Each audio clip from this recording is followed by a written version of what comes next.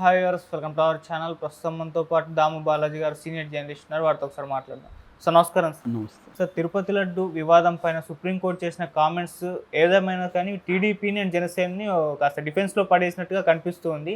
ఇప్పుడు పవన్ కళ్యాణ్ గారి మీద కూడా ఒత్తిడి వచ్చేస్తుంది. ఆయన ముందుగానే ప్రాయశ్చిత దీక్ష కూడా తీసుకున్నారు. సో రేపు మాపు దాన్ని విరమణ కూడా చేసుకోబోతున్నారు.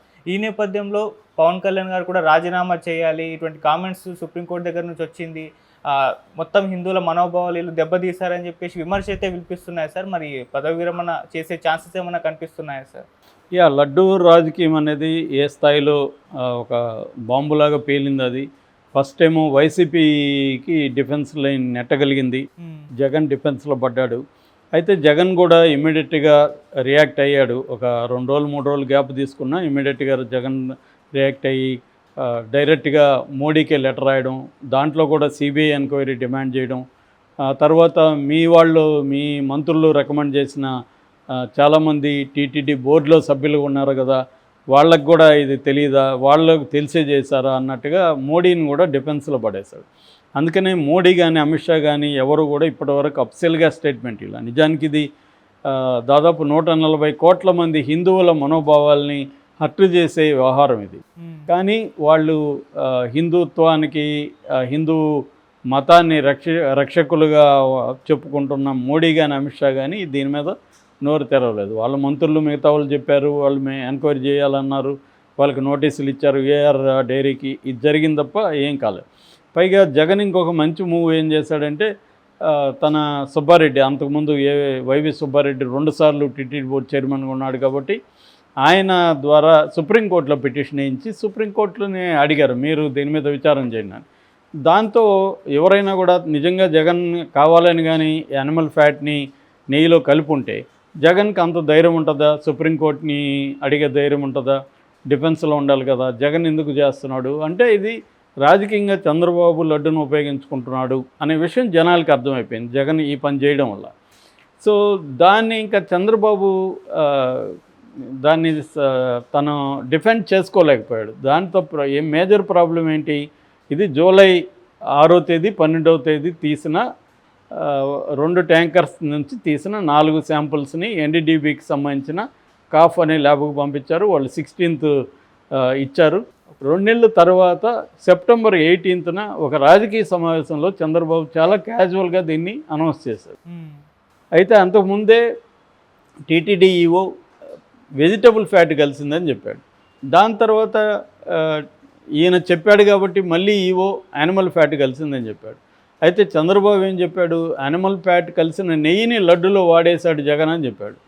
నిజానికి ఈ శాంపుల్స్ ఎప్పుడు తీశారు, ఏఆర్ ఫుడ్స్ అనేది కాంట్రాక్ట్ లెక్క వచ్చిందే మేలో, అది సప్లై చేసింది జూన్ జూలై 2 నెలలే. జూన్ జూలై ఇప్పుడు 2024 జూన్ జూలైలో ఏ ప్రభుత్వం ఉంది? తెలుగుదేశం ప్రభుత్వం. తెలుగుదేశం ప్రభుత్వం ఉన్నప్పుడు కదా అది నెయ్యి సప్లై చేసింది. మరి జగన్కి ఏం సంబంధం? ఇది అంతా కూడా జనాల్లోకి వెళ్ళింది.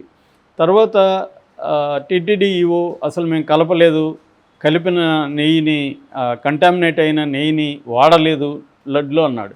లోకేష్ కూడా ట్వీట్ చేశారు వాడలేదని. వాళ్ళు ఎందుకు చేశారంటే మొత్తం ప్రపంచవ్యాప్తంగా హిందువుల్లో వ్యతిరేకత వస్తూ ఉందని కలిపిన నెయ్యిని లడ్లో వాడేశారు, మీ ప్రభుత్వం ఉంది కదా అని వాళ్ళకి విమర్శ వస్తుందని ఇలా చెప్పుకున్నారు. అది రివర్స్ అయింది. మరి కలపని నెయ్యి కలిపినట్టుగా చంద్రబాబు ఎందుకు చెప్తున్నాడు అన్న విమర్శ వచ్చింది. దాంతో చంద్రబాబు డిఫెన్స్లో పోయాడు. ఈ టైంలో చంద్రబాబుని ప్రతిసారి క్రైసిస్లో కాపాడే ఒక నమ్మకమైన కట్టప్పలాగా ఉండే పవన్ కళ్యాణ్ రంగంలోకి వచ్చాడు. రంగంలోకి వచ్చి దాన్ని డైవర్ట్ చేయడానికి, అంటే ఆల్రెడీ చంద్రబాబు లడ్డు రాజకీయమే డైవర్ట్ చేయడానికి, తన 100 రోజుల పరిపాలనలో ఉండే లోపాలు కావచ్చు, పథకాలని సూపర్ 6ని అమలు చేయలేకపోవడం కావచ్చు, వాలంటీర్ల సమస్య కావచ్చు, సచివాలయాల ఇష్యూలు కావచ్చు, ఉద్యోగులకు సంబంధించిన సమస్యలు కావచ్చు, వరదల్లో తన ఫెయిల్యూర్ కావచ్చు, ఆ తర్వాత వైజాగ్ స్టీల్ ప్లాంట్ ప్రైవేటీకరణని ఆపలేకుండా ఆల్రెడీ 4,200 మందిని ఉద్యోగాలను తీసేయడం కావచ్చు, ఇలాంటి అనేక ఇష్యూల నుంచి డైవర్ట్ చేసి దీన్ని జగన్ మెడకు చుట్టేద్దామని చంద్రబాబు ఒక ప్లాన్ వేశాడు. ఆయన రాజకీయంగా ఎవడైనా వేస్తాడు, ఆయన నేనేం తప్పు పట్ల. రాజకీయంగా దేన్ని ఉపయోగించుకోవాలి, దేన్ని ఉపయోగించుకోకూడదు అని ఇవాళ ఏ రాజకీయ నాయకుడికి విచక్షణ ఏమీ లేదు. తనకు ఉపయోగపడితే ఏదన్నా ఉపయోగించుకుంటారు. జగన్ ఉపయోగించుకోడా అంటే జగన్ కూడా ఉపయోగించుకుంటాడు, రేవంత్ రెడ్డి అందరూ ఉపయోగించుకుంటారు. నేను చాలాసార్లు అందుకే చెప్తుంటాను, ఏ రాజకీయ నాయకు ఒక నాయకుడు ఇంకో నాయుడికి ఎసెన్స్లు ఏమి తేడా లేదు. వాళ్ళ పని పద్ధతుల్లో వాళ్ళ సామర్థ్యాల్లో తేడా ఉంటుంది తప్ప ఐడియాలజీ అందరితో ఒకటే. వాళ్ళ ఇండియాలో ఉండే లెఫ్టా రైటా సెంటరా అందరూ ఒకటే. ఇవాళ అది పైకి ఎన్నైనా చెప్తారు కానీ ఆచరణలో అందరూ ఒకటే. అలాగే చంద్రబాబు చేశాడు. చంద్రబాబుకి అది హెల్ప్ అయింది టెంపరీగా. అయితే అది బూమరాంగ్ అయింది. బూమరాంగ్ అంటే తాను ప్రయోగించిన ఆయుధం తనకే తగలడం. అది చంద్రబాబు తగిలేసరికి మన పవన్ కళ్యాణ్ రంగంలోకి దిగాడు. దిగినాక ఆయన ఏం చేశాడు, దీన్ని ఇంకొక మెట్టు తీసుకుపోయి హిందూ మతానికి సంబంధించిన ఇష్యూ లాగా మార్చేశాడు. హిందూ మతానికి సంబంధించిన ఇష్యూ కాదని కాదు, దాన్ని ఓవర్గా చేసి ప్రాయశ్చిత్త దీక్ష తీసి, ప్రాయశ్చిత్త దీక్ష ఎప్పుడు చేయాలి? నువ్వు ఒక తప్పు చేస్తే ప్రాయశ్చిత్త దీక్ష చేస్తావు. నువ్వు తప్పు చేయలేదు కదా, కలిపిన జగన్ అంటున్నావు కదా, మరి జగన్ మీద విచారణ జరిపి జగన్ మీద చర్య తీసుకోవాలా? నువ్వు ప్రాయశ్చిత్త దీక్ష చేయాలా? ఇది అందరూ పవన్ కళ్యాణ్ ప్రశ్నించారు. పవన్ కళ్యాణ్కి తీవ్ర వ్యతిరేకత వచ్చింది దీనివల్ల. నిజానికి పెద్ద హిందువుల్లో అతనికి ఏం మంచి పేరు రాలేదు. ఇతను అనవసరంగా ఎక్స్ట్రా చేస్తున్నాడు. ఒక పక్క కలపలేదురా నెయ్యి అంటే ఇతనేమో కలిపేసాము ప్రాయశ్చిత్త దీక్షని మొదలుపెట్టాడు 11 రోజులు. ఆ తర్వాత ఇది క్రిస్టియానిటీలో జరిగి తప్పుకుంటారా, ముస్లింలు జరిగి తప్పుకుంటారని మతాల మధ్య గొడవ పెట్టే విధంగా కూడా మాట్లాడాడు అన్న విమర్శలు పవన్ కళ్యాణ్ మీద వచ్చాయి. దాంతో ఇప్పుడు సుప్రీంకోర్టు ఏమడిగింది, మేజర్ ప్రశ్న. నేను ఆల్రెడీ 2 వీడియోల్లో చెప్పాను కాబట్టి రిపిటేషన్ అవుతుంది. బట్ మేజర్గా ఏమైంది, సుప్రీంకోర్టు అడిగిన ప్రశ్నలు ఏంటి? కల్తీ నెయ్యి వాడలేదు, వాడనప్పుడు కల్తీ నెయ్యి వాడినట్టుగా ఎలా చెప్తారు? రెండవది, దాని మీద ఎంక్వైరీ జరిగి నిర్ధారణ కాకముందే ఎలా చెప్తారు? మూడవది, అసలు 5 కంపెనీలు సప్లై చేస్తుంటే ఒక కంపెనీ నెయ్యిని మాత్రమే ఎందుకు పంపించారు, మిగతా కంపెనీల నెయ్యిని ఎందుకు టెస్టింగ్ పంపించలేదు?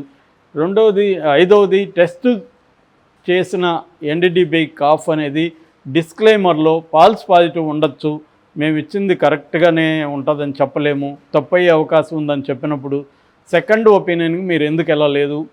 దీన్ని దేవుణ్ణి కూడా రాజకీయాలకు ఎందుకు వాడుకుంటున్నారు? ఇట్లాంటి పరిస్థితుల్లో మీరేసిన సిట్టు కరెక్టేనా లేదా ఇండిపెండెంట్ బాడీ అవసరమా? ఈ ప్రశ్నలు వేసింది. ఇదన్నీ పవన్ కళ్యాణ్కి కూడా వర్తిస్తాయి. ఎందుకంటే పవన్ కళ్యాణ్ కూడా దాన్ని నిర్ధారించకముందే కలిపేసినట్టుగా ఆ లడ్డూలోకి వెళ్ళిపోయినట్టుగా మాట్లాడుతున్నాడు. తర్వాత వాళ్ళు ఫాల్స్ పాజిటివ్ ఉంటే సెకండ్ ఒపీనియన్ లేకుండా పవన్ కళ్యాణ్ డిసైడ్ అయిపోయి ఇది క్రిస్టియానిటీలో జరిగి తప్పుకుంటారా, ముస్లింలో జరిగి తప్పుకుంటారా, హిందూ మతం మేము కాపాడుకోవాలని ఇంకొక పిచ్చి మాట కూడా వాడాడు. అది సనాతన ధర్మం. సనాతన ధర్మం అంటే ఎవడికి ఏమి డెఫినేషన్ లేదు, ఇక్కడ ఇష్టం వచ్చినట్టు వాడడమే. సనాతన ధర్మంలో ప్రధానంగా వర్ణ వ్యవస్థ అనేది ప్రధానం అనేది సనాతన ధర్మాన్ని డీప్గా పరిశీలించిన అంబేద్కర్ లాంటి వాళ్ళు చెప్పింది. ఎప్పుడో అంబేద్కర్ కావచ్చు, పెరియార్లు కావచ్చు, తమిళనాడులో వీళ్ళందరూ చెప్పింది సనాతన ధర్మం. కుల వ్యవస్థ, వర్ణ వ్యవస్థ లేకుండా సనాతన ధర్మం లేదు. మరి కుల వ్యవస్థ అనేది కుల వ్యవస్థలో పంచములు అనే వాళ్ళు లేకుండా 4 కులాలే లేదు. వర్ణ వ్యవస్థ అంటేనే అంటరానితనం, పంచములు. అది లేకుండా వర్ణ వ్యవస్థ లేదు. అంటే వర్ణ వ్యవస్థ దళితుల్ని, స్త్రీలను చాలా హీనంగా చూసిన వ్యవస్థ. అటువంటి వర్ణ వ్యవస్థ కేంద్రంగా ఉన్న సనాతన ధర్మాన్ని ఎందుకు ఫాలో కావాలి అనేది ఇప్పుడు చర్చ. దీన్ని డైవర్ట్ చేసేసాడు పవన్ కళ్యాణ్. సో దీనివల్ల ఇప్పుడు పవన్ కళ్యాణ్ ఈరోజు తిరుపతికి వెళ్తున్నాడు. రేపు ఆయన ఈ 11 రోజుల దీక్షను ఆయన బ్రేక్ చేయబోతున్నాడు, ఈ ప్రాయశ్చిత్త దీక్షను. సో తిరుమలకి దర్శనం 3 రోజుల పాటు తిరుమలలోనే ఉంటాడు ఆయన. సో ఇప్పుడు ఆయన మీద విమర్శలు వస్తున్నాయి. ఆయనే స్వయంగా చెప్పాడు, మరి ఇలాంటి వాడు డిక్లరేషన్ మీద సంతకం చేయాల్సిన అవసరం లేదా అని జగన్ బ్యాచ్ అడుగుతున్నారు. అట్లాగే ఈయన జగన్ ఎప్పుడు భార్య సమేతంగా తిరుమలకి వెళ్ళలేదని కూటమి నాయకులు విమర్శిస్తే ఇప్పుడు వాళ్ళు విమర్శిస్తున్నారు, మరి పవన్ కళ్యాణ్ ఎందుకు భార్య సమేతంగా వెళ్ళలేదు అని వాళ్ళు కూడా విమర్శిస్తున్నారు. సో ఇది ఇప్పుడు పవన్ కళ్యాణ్కి ఇబ్బందికరం. అన్నిటికంటే ఇబ్బందికరం సుప్రీంకోర్టు తీర్పు.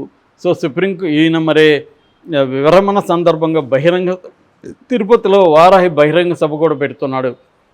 మరి బహిరంగ సభలో ఆయన సుప్రీంకోర్టు తనని తప్పుపట్టింది, చంద్రబాబును తప్పుపట్టింది కాబట్టి నేను బాధ్యత వహించి రాజీనామా చేస్తాడు అని కూడా కొంత వైరల్ అవుతున్నాయి. ఇది మరి వైసీపీ వాళ్ళు వైరల్ చేస్తూ ఉండొచ్చు ఇలాంటి విషయాల్ని. ఆయనైతే రాజీనామా చేస్తాడో లేదో మనకు తెలియదు. ఆయన బాధ్యత తీసుకొని, ఎందుకంటే సుప్రీంకోర్టు ఈ స్థాయిలో తప్పుపట్టింది, కోట్లాది హిందువుల మనోభావాలతో ఏపీ ప్రభుత్వం ఆడుకుంటుందని తప్పుపట్టింది. సో దీని మీద నేను బాధ్యత తీసుకొని రిజైన్ చేస్తున్నాను అని ఆయన ప్రకటిస్తాడు. దాంతో మళ్ళీ డైవర్ట్ అవుతుంది సుప్రీంకోర్టు తీర్పు మీద చర్చ కాస్త పవన్ కళ్యాణ్ మీదకి వెళ్ళిపోయి ఆయన్ని పొగుడుతూ చూడు ఆయన బాధ్యత తీసుకున్నాడు అని అంటారు. మళ్ళీ కొద్ది రోజుల తర్వాత ఆయన రీఇన్స్టేట్ అవ్వచ్చు అనే ఒక వార్త వినిపిస్తుంది. ఇది ఎంత నిజమని తెలీదు. ఏదేమైనా మనకి రేపు క్లారిటీ వచ్చే అవకాశం ఉంది. Okay sir, thank you so much.